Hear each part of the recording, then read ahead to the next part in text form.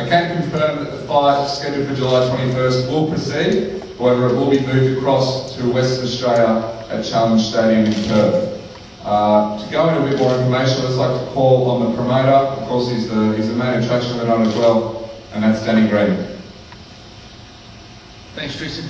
I'm outraged, and I'm strongly urging the Premier of New South Wales to call an immediate inquiry into the incompetence of the Combat and Sports Authority of New South Wales after they overrode medical fact and advice given by the top neurosurgeon at Royal Prince Alfred Hospital on the eligibility and fitness of Paul Briggs to complete this bout on the 21st of July. It's interesting that the Commission, or the authority's own doctor, wasn't even present at the hearing on the 6th of July when they were given the medical evidence, and once again, after we supplied all the medical evidence that they asked for months ago, they decided to override the decision. And I'm just curious as to know how these people think that they know more than a neurosurgeon and top medical experts at Royal Prince Alfred Hospital. They've given Paul Briggs the all clear to fight. They gave him the all clear almost 5 months ago to fight. So physically, he's in fine condition to fight. He's not been given a bill of health of 90%. He's been given a 100% emotional, physical, and mentally stable build that means he's fit to fight. So I think it's just improves the New South Wales Sports and Combat Authority. It's just proven once again the shambolic and amateurish manner in which they conduct their affairs, especially after the shambolic manner in which they conducted the Roy Jones affair. Cost me tens of thousands of dollars in legal fees in a case that was eventually thrown out with nothing to answer. So it's a shame, but unfortunately West Australian Boxing Commission, whom their doctor once was given the medical facts and advice that we've given about Paul Briggs, declared it, gave us the all clear in literally 1 hour. There was no problem whatsoever, as we'd expect anywhere else in the world. So yeah, it's very frustrating, and unfortunately we have to move the fight to Perth, and that's why I'm urging the Premier of New South Wales to call an inquiry into the Combat and Sports Authority of New South Wales, because they've really done a number of systems. It's quite disgusting. Danny, what reasons did they give? Did they just say, we're not going to let it go? Did they give you reasons? Did they say that? They've basically overridden one of the top neurosurgeons' advice at the Royal Prince Alfred Hospital and said that we don't think that Paul Briggs is fit to fight because he hasn't fought in 3 years, and basically did they give you? That was it. What other grounds though? Did they give you no grounds whatsoever? We've supplied. They asked for. I'd like to know. I'd like to see the blokes. I'd like them to put their hands up and find out, because the New South Wales government, New South Wales Events, injected a fair bit of money into this bout, promoting it. The Honourable Minister for Gaming, Racing, Sport and Recreation, Kevin Green, was present and actually announced the fight here at Star City. He was there on hand to announce it, and now the Combat and Sports Authority of New South Wales have overridden not only that, but all medical advice, including Paul Briggs 100% fit to fight. Paul, how do you feel about this? I'm so angry, you've got no idea. Listen, I was cleared, physically able to fight Hugo Gray at Madison Square Garden 3 months before I retired. The reason why I retired was because personal issues that were going on in my life at the time had nothing to do with some imbecile gets in a newspaper, reporter, and says that I have neurological problems. Talks about a sparring session that I had where I was left gazing into space. Johnny Lewis rings me and goes, where did these guys get this rubbish from?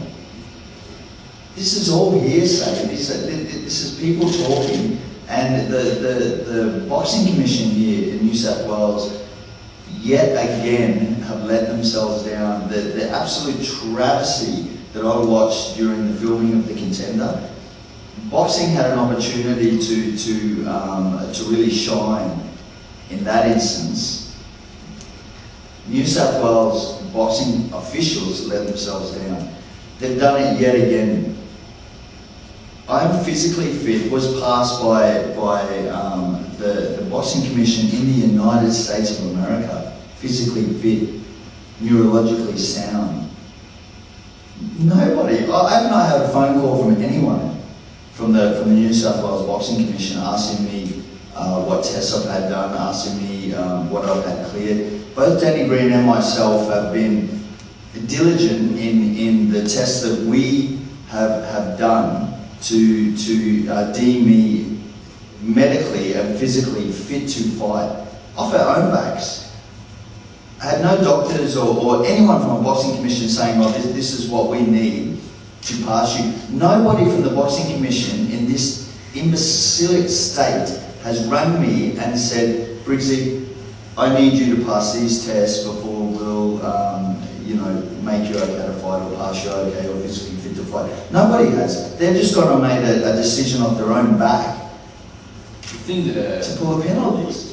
Could you take legal action to have fights with them? I've had my lawyer speaking to me on the phone and over the last 24 hours and saying, mate, there is one hell of a case here. Not only just It's restraint of trade. Restraint of trade, they are stopping me from making a living. Under what grounds? What grounds? What evidence do they have besides hearsay, people talking?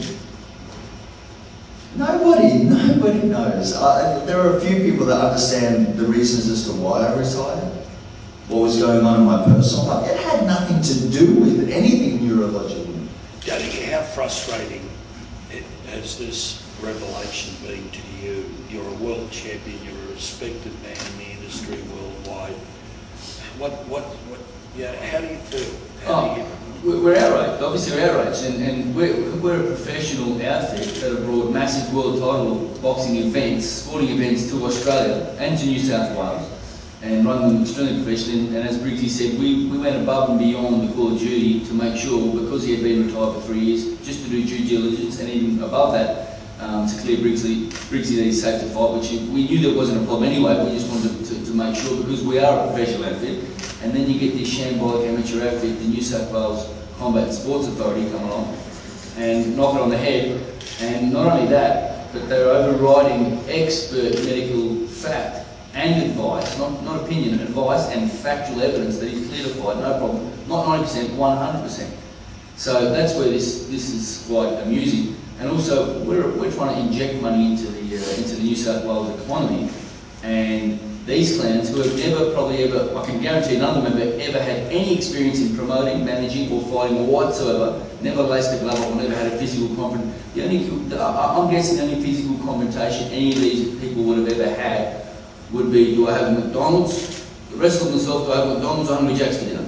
So that's pretty much the gist of it. And it's pretty frustrating seeing that they've taken it upon themselves to give the sport of boxing a black eye. They're supposed to be representing the sport. These are guys that are all newly represented and have never had any experience whatsoever in promoting or managing or anything to do with the fight game whatsoever. They have no, and legally, there are definitely going to be legal ramifications because of income and revenue that's going to be lost from this fight because of their overriding. I'd like to line every person on that commission up in the ring at the one time and have a fight with them. I'd like to do it with a blindfold on. I'm positive I'll knock them all out because they're a bunch of peanuts. And they're really very, very, I think they're very, very, very small-minded. What drives me crazy is these guys knew months ago, this fight was being put together. They're both Danny Green and myself were trying to make a reality, what would be, a fight that the boxing fans in this country have longed to see. We're trying to make that a reality. They knew months ago. Why have they all of a sudden stuck their head up and gone? 2 weeks out from a fight. 2 weeks out from a fight, Paul Briggs isn't fit to fight. How the hell do they know whether I'm fit to fight? I've been training the house down. I've been in all 3 different states of this country sparring. I'm dumbfounded at how these guys cut their own legs off. How just the imbecilic nature of like Danny said, these guys who have absolutely no experience. What is this about? Is this about their own personal egos? Is this a control thing? Well, that's what I'm interested to know. What is this about? I was passed by one of the most stringent test that you could possibly have. To be able to fight in the United States, you understand what you have to go through to be deemed physically fit to fight. I was going to fight Hugo Gray, a world title eliminator for the WBA championship at Madison Square Garden. I turned it down because of personal issues I had going on and ended up retiring. I was deemed fit to fight then. I beat the South African champion in my last fight. They can't do it forever because they're very little people and they're a very little insignificant little organisation, and that's, the sooner they learn that and realise that, then the better. Number two, look at the shambolic and disgraceful way they handled the Roy Jones affair. They held an inquiry into their own organisation because the lawyer gave them a strongly worded written letter, and they, let's be honest, they grabbed themselves, had no idea what they're doing, and eventually, after me spending tens of thousands of dollars in legal fees, threw it out without a case. There was no case to hear of. It was thrown out. There was no case to answer. That's how shambolic that organisation is, and it's time people knew about it. And the own doctor of the authority wasn't present when they handed down this hearing. After the top neurosurgeon at Royal Prince Alfred Hospital, Dr. Ahmed Mohammed, has supplied the neurological evidence to declare Paul Briggs 100% fit to fight. It's absolutely ridiculous. These guys sit there and make the decisions that they make. What the hell have any of them done in their life? What have they done in this sport? Yet all they want to do is sit back and try and cut their legs off at every single time. In my experience in this country, this is what is wrong with Australian sport. Australia doesn't need any other country to compete against. It's got itself to cut its own legs off every single time. It's hurting the sport, it's hurting the economy of New South Wales. That's why I'm urging the Premier to look into this. I strongly urge her to hold an immediate inquiry into these things, because it's hurting the sport. People out there aren't aware of the fact that these people are giving sport a black eye, and you can't do that. You can't do it like this dumb. It's kind of crazy. But you flip it over, there are worse things happening in the world, so you've got to realise, well, hang on, we're pretty lucky, with the health, my kids are healthy and everything's cool, the sun's shining. Number two is, we obviously have now, unfortunately, to take the flight to Western Australia, rip it up and take it all over to Perth, but this is probably the only time the Briggs are going to sit side by side and actually agree on something until the flight's finished. And unfortunately, New South Wales is going to miss out on, I believe, it's going to be an absolute war. I think it's probably just going to make this a bit more fiery. Quite a bit. So yeah, it's quite unfortunate, but you've just got to roll on and excuse the pun, you've got to roll the punches and overcome these amateurish and petty officials and move forward. Is that really good as a bat? I couldn't answer that, but I guarantee that none of them would have the ticket to ever front up and ever say anything negative to my face. Danny, are they people, what are the qualifications from the combat sport? I don't know. I'd like them to put their hand up and show me the certificate that qualifies them to be more adept at reading a neurological report and find how. I'm gobsmacked as to how they've come to this decision. And I think the Minister for Gaming and Racing, Honourable Kevin Green, will have something to say about this, as well as the Premier.